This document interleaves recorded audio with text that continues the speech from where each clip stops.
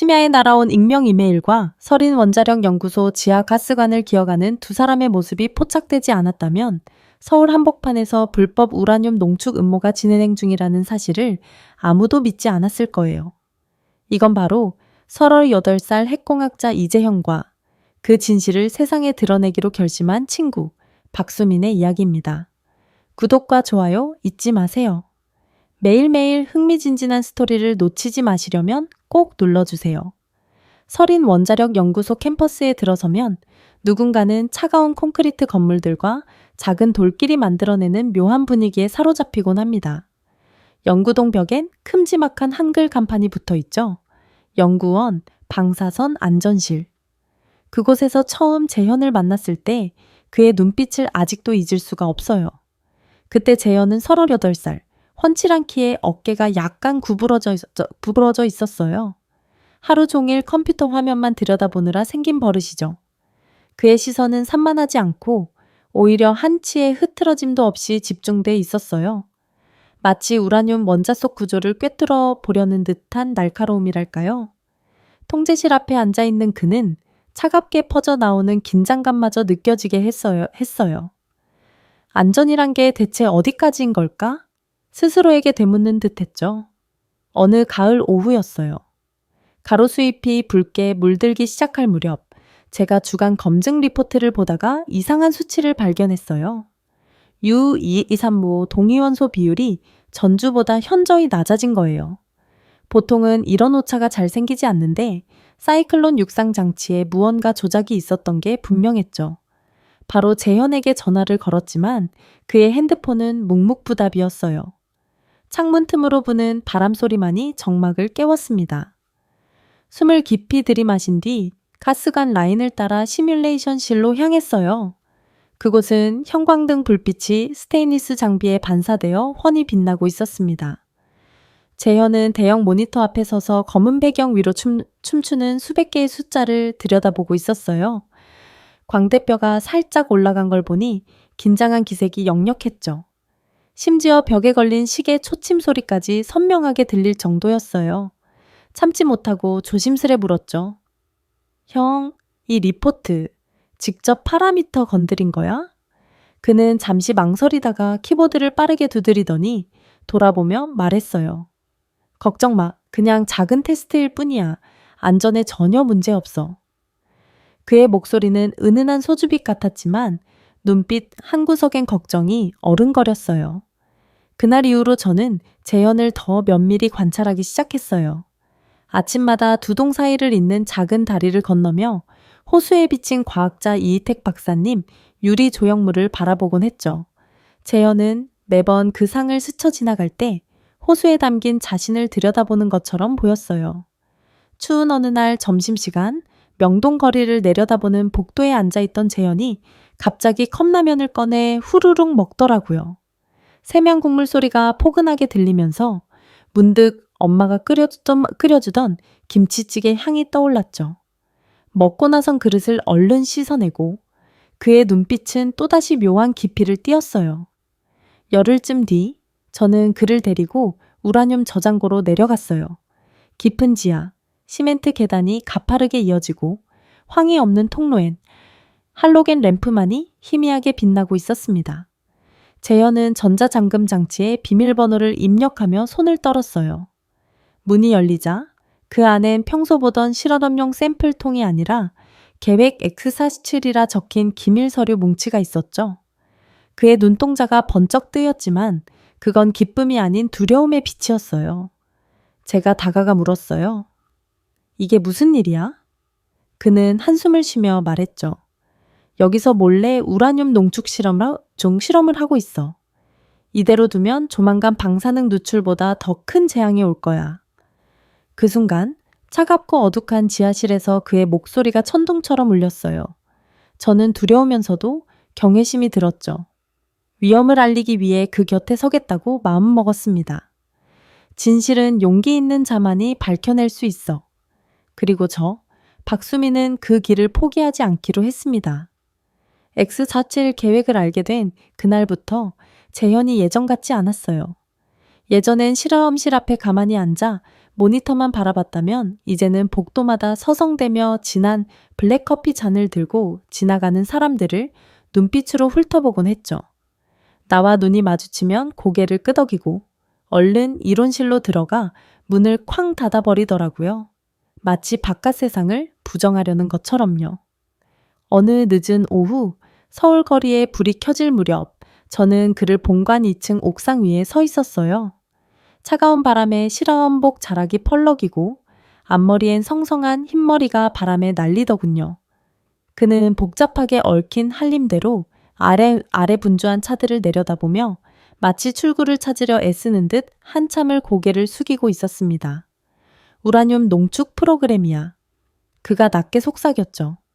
모의 실험 모델이 아니라 지하실 구석에 은밀히 설치된 실제 원심 분리기 라인이라고요.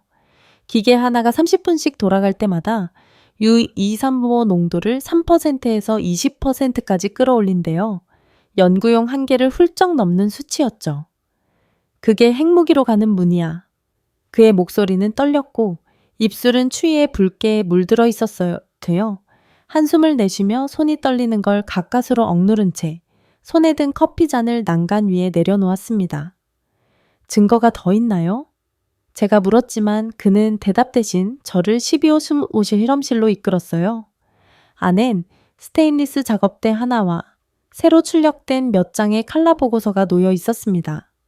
그건 경영진 보고서에 슬쩍 끼워 넣은 문서로 성능 조정 실험비용 때문에 동위원소 비율이 급등했다는 거짓 설명이었죠.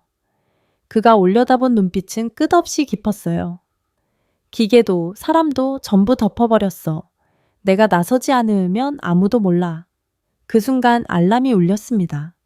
보안등이 붉게 깜빡거리고 시스템이 외부 장치 연결을 감지했다고 경고했죠. 저는 USB를 움켜쥔 채 식은땀을 흘렸고 그의 손이 제 팔을 꽉 잡으며 수민, 아무에게도 말하지 마. 나를 이해할 수 있는 건 너뿐이야. 라고 속삭였어요. 그렇게 그는 복도로 달려나갔고 저는 뒤따르며 두려움과 신뢰 사이에서 가슴이 두근거렸습니다. 비상등 불빛 아래 실험실 탁자 위에 싱싱했던 브로콜리 장식은 순식간에 잿빛 그림자처럼 사라졌고 그의 모습만이 흔적처럼 어슴풀에 남았죠. 다음 날 아침 데이터 절도 의혹이 중대본부를 뒤덮었어요. 보안팀은 실험실 구석구석 카메라를 확인하고 지문 스캐너, 책상에 묻은 먼지 하나까지 뒤지기 시작했죠. 재영과 저는 완벽한 연기를 해야 했어요. 그는 연료 품질 향상 실험을 발표하러 회의실로 들어갔고 저는 고개를 끄덕이며 저도 데이터가 좀 이상하다고 느꼈어요. 하고 얼버무렸죠. 그의 눈빛이 순간 칼날처럼 변해 이제 제발 숨겨줘 라고 말하는 것 같았어요. 하지만 진짜 위기는 동료 김민우 씨에게서 왔습니다. 실험실 모의 기계실에 제가 USB를 들고 들어갔다고 의심을 품는 거예요. 저는 민망하게 웃으며 그건 그냥 개인 영화 파일이었어요 라고 얼버무렸고 다행히 곧 의심을 거두더군요. 그날 밤 저는 재현의 집을 찾았습니다. 오래된 아파트라 벽지는 누렇게 발해 있고 나무 마루는 삐걱거렸죠. 그는 작은 식탁 앞에 앉아 어머니 사진을 쓰다듬으며 한참을 멍하니 바라보고 있었어요. 계획은 세워봤어? 제가 묻자 그는 사진을 내려놓고 한숨을 내쉬며 말했죠. 만약 우리가 소란을 피우면 뒤에서 이득을 취하고 싶어하는 세력들이 우릴 반역자로 몰아붙일 거야. 나뿐 아니라 가족까지 위험해져. 탁상 램프 불빛이 먼지를 비추고 그의 눈빛엔 두려움보다 더 큰 고뇌가 서려 있었죠. 그는 키보드를 두드리다 멈춰 결연한 얼굴로 말했어요. 문서를 빼낼 방법을 찾아야 해. 위장 외교 문서로. 누가 믿어줄까?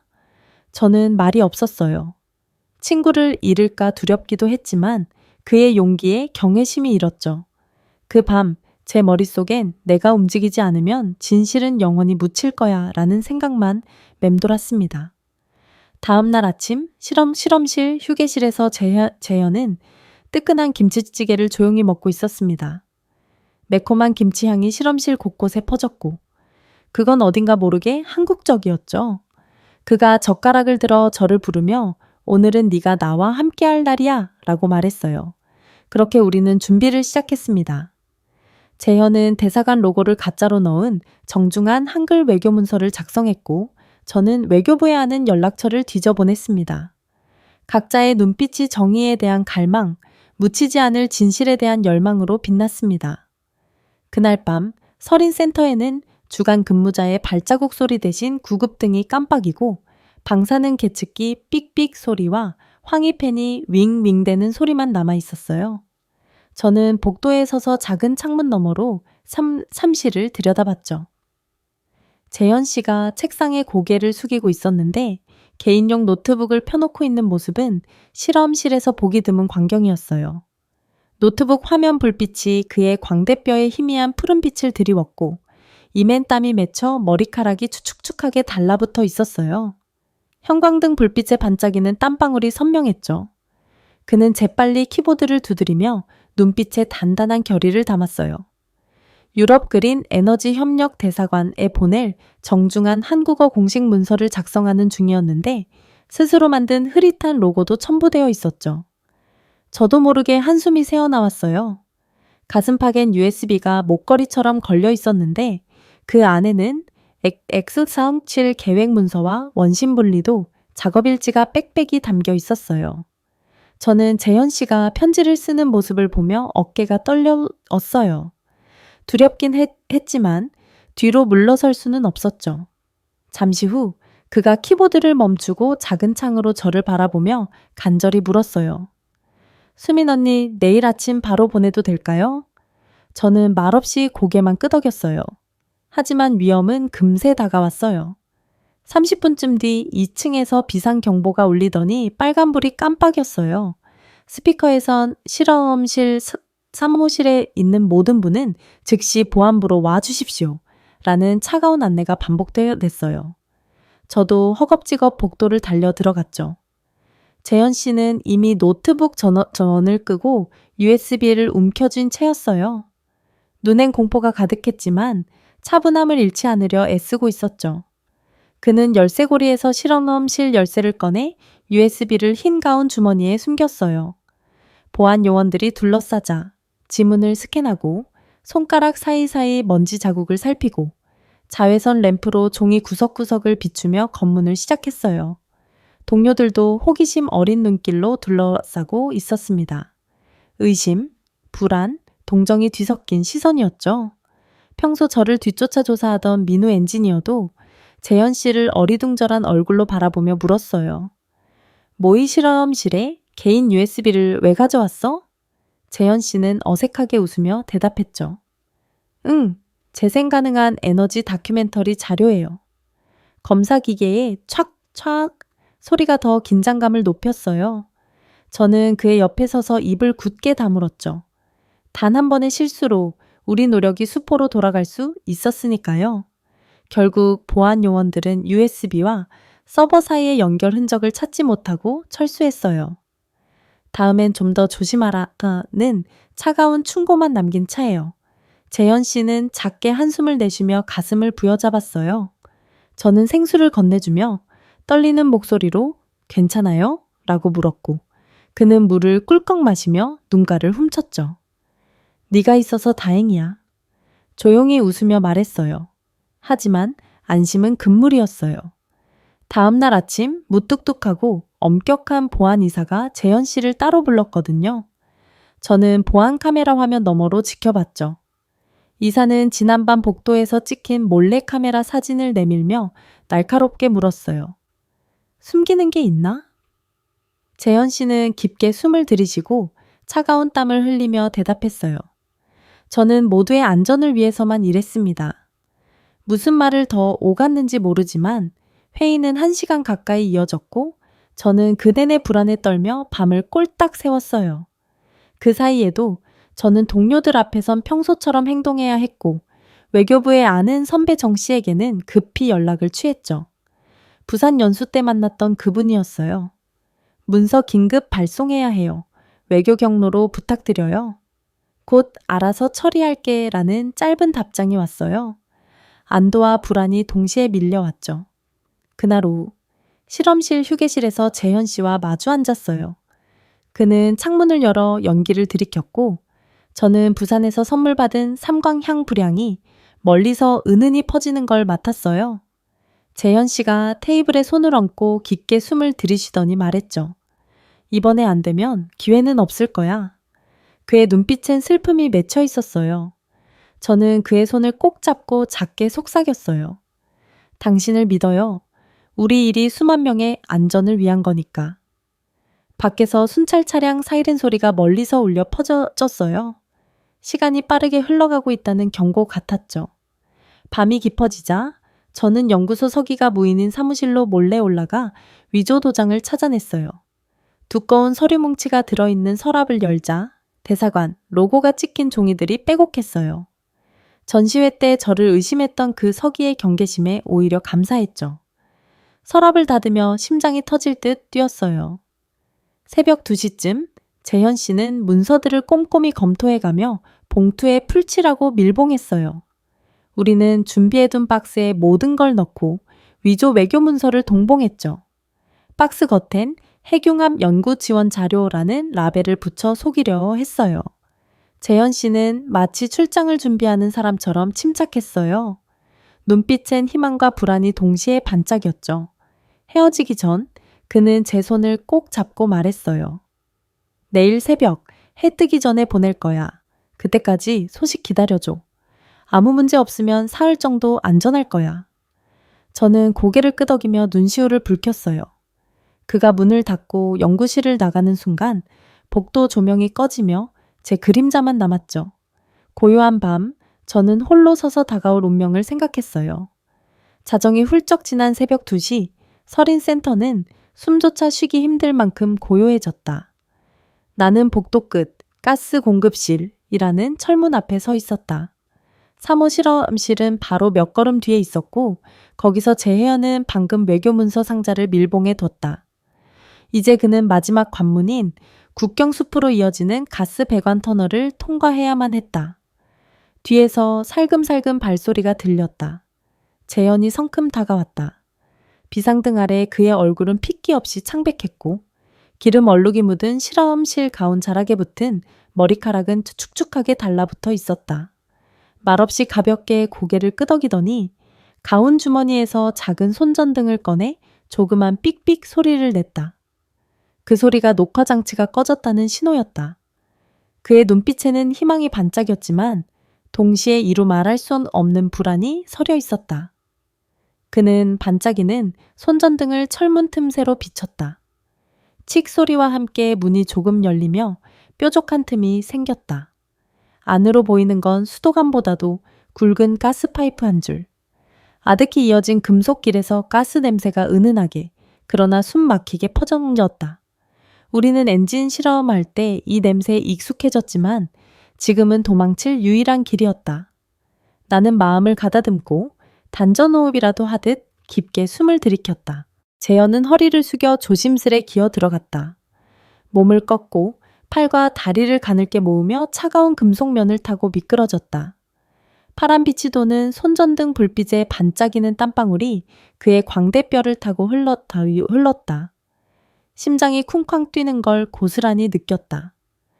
그의 숨소리와 파이프 안으로 불어드는 차가운 바람소리만이 고요를 갈랐다. 나는 이마의 땀을 훔치고 나서 바로 뒤를 따라 몸을 낮춰 기어 들어갔다. 좁은 공간에서 가운이 삐걱댔고 가스 냄새에 숨이 얼얼했다. 한 걸음 한 걸음이 고통스러웠지만 재현이 한때 말했던 말이 떠올랐다. 겁먹지 마. 진실이 우리 편이야. 그 말이 귓가에서 맴돌았다. 포기하지 마.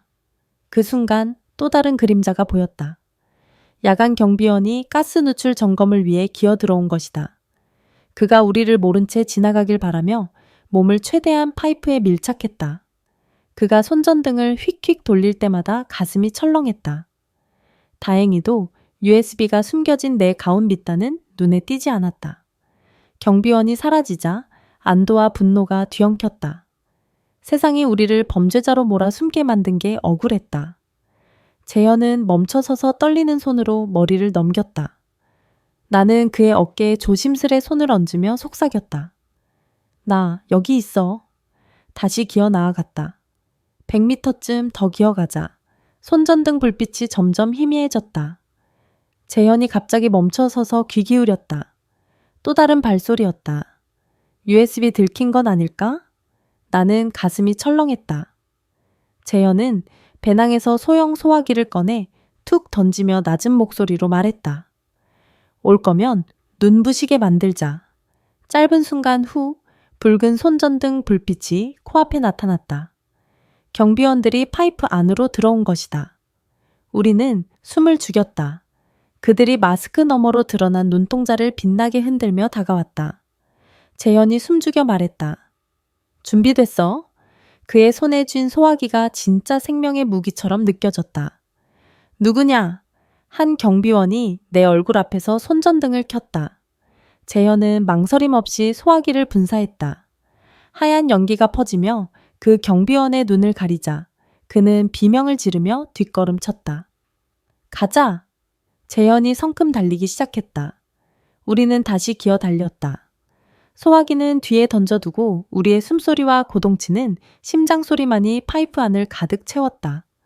얼마 지나지 않아 터널 끝 작은 틈으로 희미한 빛이 비쳤다.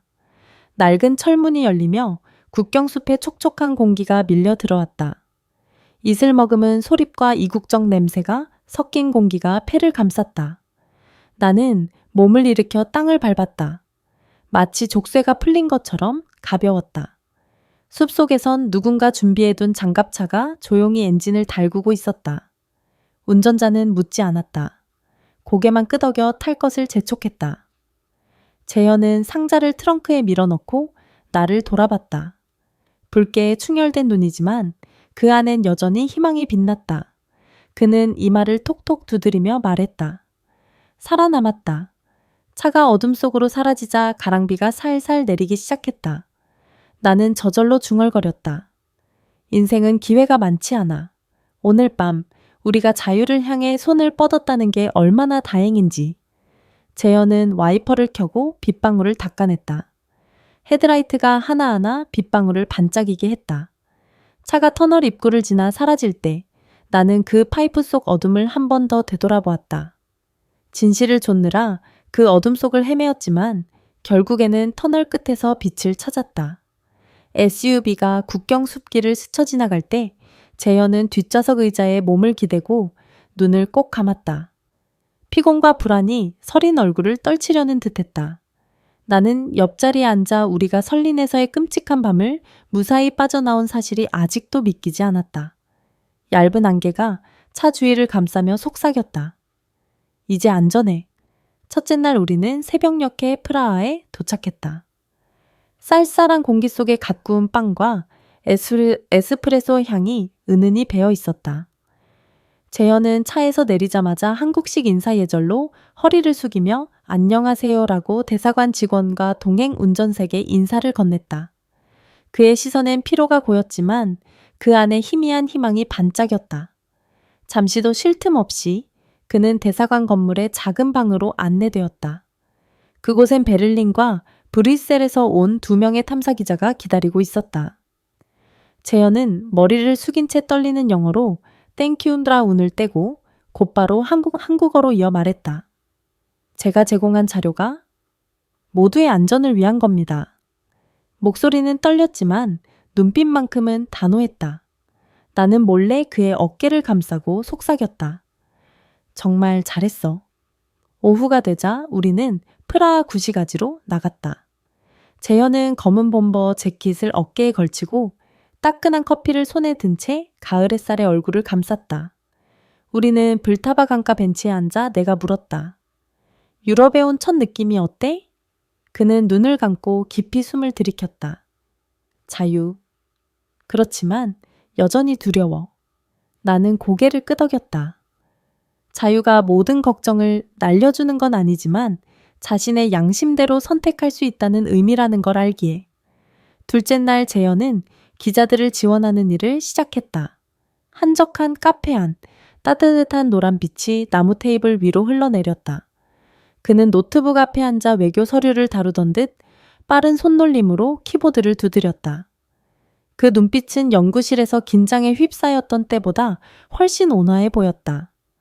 로이터와의 온라인 브리핑이 끝나자 그는 자리에서 일어나 어깨를 한번 쭉 폈다. 목소리는 거칠었지만 웃음기 어린 눈빛이 반짝였다. 반응이 좋아요.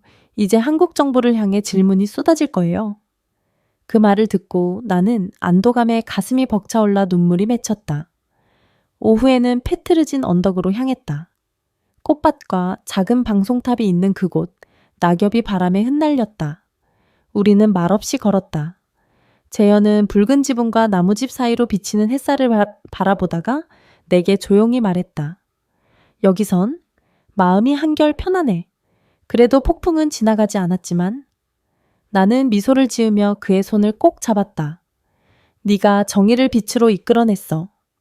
셋째 날 재현은 국제 변호사 그룹과 함께 내부 고발자 보호 방안을 논의했다. 둥근 테이블 한가운데서 그는 흰 셔츠 차림으로 차분. 나는 그 모습을 보며 문서 앞에 머리를 숙이던 예전 재현이 떠올랐다. 이제 그는 전 세계를 향해 당당히 목소리를 내고 있었다. 회의가 끝난 후 재현은 내게 유럽 한적한 곳에서 맛볼 수 있는 냉면을 제안했다. 우리는 작은 식당 구석에서 살얼음 낀 육수 위로 면을 말아 한 젓가락씩 먹었다. 재현은 부드럽게 후후 불며 웃었다. 이 맛이 집 생각나게 해. 나는 그의 그리움을 느끼며 고개를 끄덕였다. 다섯째 날 다음 날 아침, 수연에게 처음으로 손편지가 도착했다. A5 크기 종이에 짙은 파란 잉크로 기울어진 글씨가 적혀 있었다. 수민아, 네가 내 곁에 있어줘서 고마워. 정의는 목표이자 여정이야. 나는 이 길을 계속 걸을 거야. 나는 편지를 조심히 접어 지갑에 넣으며 눈시울이 뜨거워졌다. 마치 한겨울 첫 소주처럼 따뜻히 스며들었다. 멀리 있어도 우리는 함께야. 그 주의 저녁, 라이브 방송 안전한 일주일 기념 라이브를 시작했다. 재현은 단정히 앉아 뒤로 작은 책장과 태극기가 살짝 보이는 배경을 마련했다.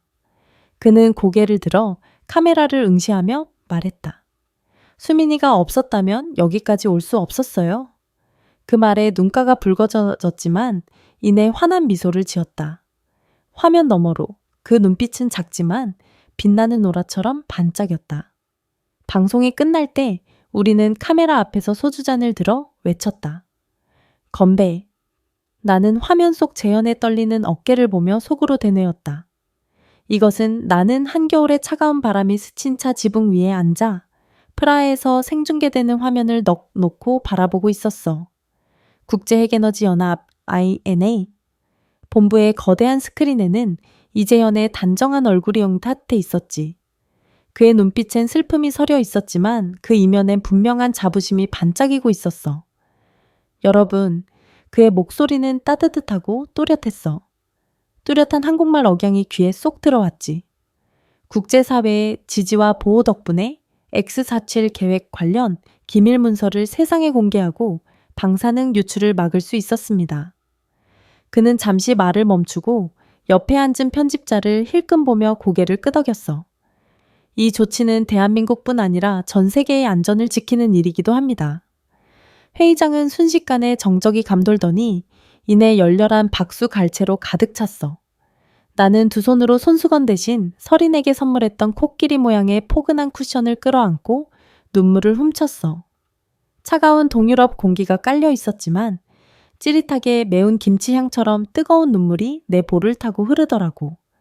연설이 끝나고 무대 아래로 내려온 이재현은 백스테이지에서 잠시 숨을 고르며 웃고 있었어.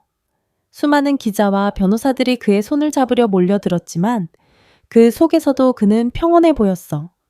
나는 살살 걸어가 그의 어깨를 살포시 두드렸어. 그는 고개를 돌려 눈가에 맺힌 물기를 손등으로 훔치더니 작게 고개를 끄덕였어. 말 한마디 없어도 충분했지. 일주일 뒤 INE 공식 조사 보고서가 세상에 나왔어. 표지엔 그들의 로고와 함께 굵직한 제목이 찍혀 있었지. 불법 우라늄 농축망 탐지 및 차단 글로벌 보고서. 보고서 안에선 X47 계획의 모든 단계, 원심 분리기 시스템 구조도, 그리고 이재현과 내가 건넨 증언 및 증거들이 차곡차곡 정리되어 있었어. 대한민국 정부도 발끈할 수밖에 없었지. 과학기술부 차관이 TV 생방송에 나와 머리를 숙이며 국민에게 사과했어. 핵 안전 시스템 전면 개편과 내부 고발자 보호 방안을 마련하겠습니다. 그리고 양심과학자 보호기금을 설치해 이재현과 나를 명예대한민국 시민으로 추대한다고 발표했어. 서울 사무실의 모니터에도 그 장면이 흘러나왔어. 차관의 따뜻한 목소리가 귓가에 맴돌았지. 용기 있게 진실을 지킨 이재현 씨께 깊이 감사드립니다. 멀리서 들려오는 박수 소리가 내 심장 소리처럼 또렷하게 와 닿았어. 시상식 날 한강의 벚꽃이 다 지나간 뒤였지만 무대엔 하얀 연꽃이 가득했어. 베트남의 국화이자 한국에서 핵의식에 자주 쓰이는 꽃이라나 뭐라나. 이재현은 네이비색 모던 한복에 흰 허리를 메고 무대 중앙에 섰어. 나는 친구 자격으로 무대 위에 올라 청중을 바라봤어. 옛 동료, 고위공직자, 기자들, 그리고 그의 어머니까지 맨 앞줄에 앉아 계셨지. 은빛이 섞인 흰 머리칼에도 눈빛은 여전히 맑았어. 나는 크게 숨을 들이쉰 뒤 덤덤하게 말했어. 제가 아는 그는 늘 안전이란 어디까지면 충분한 걸까? 라고 스스로 묻던 사람이었어요. 그런데 진짜 위기에 닥치자 그는 묻기만 한 게 아니에요. 행동으로 답했습니다. 자신의 커리어도 평범한 미래도 기꺼이 내던지고 우릴 방사능의 어둠으로부터 지켜냈죠. 이재현 씨, 당신을 정말 자랑스럽게 생각합니다. 끝나고도 울려 퍼진 긴 박수 소리 속에서 그는 허리를 숙이고 내게 코끼리 배지 하나를 건넸어. 끈기와 지혜의 상징이라더라. 나는 뭉클한 마음으로 가슴팍에 살포시 꽂았어. 시상식 후 우리는 석촌호수 주변을 걸었어. 봄날 밤 노란 가로등 불빛이 호수에 반짝이고 두 사람의 그림자가 잔잔히 물 위에 드리워졌지. 그는 내 손을 꼭 잡더니 속삭였어. 수민아, 이 전쟁은 아직 끝나지 않았어. 애끝 47만이 시작일 뿐이야. 더 많은 어두운 계획들이 여전히 빛을 기다리고 있어. 계속 함께할 준비 됐니? 나는 망설임 없이 답했어. 언제나 내 곁에 있을게. 늘 그랬듯이. 가벼운 봄바람이 그의 머리칼을 스치고 벚꽃 잎이 흩날리듯 어깨 위에 살포시 내려 앉았어.